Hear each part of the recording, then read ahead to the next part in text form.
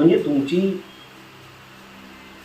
तुम्ही काय मुलीच्या लग्नासाठी पैसे ठेवले असतील किंवा कशासाठी तरी पैसे ठेवले, जमवतो आपण कशासाठी, त्याच्यासाठी करतो.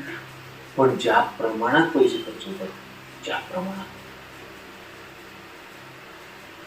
त्याला तोड नाही. म्हणजे मी या तुझ्या इंटरव्ह्यू मधनं प्लीज प्रत्येकाला हात जोडून विनंती करेन की प्रत्येकाने मेडिक्लेम काढा.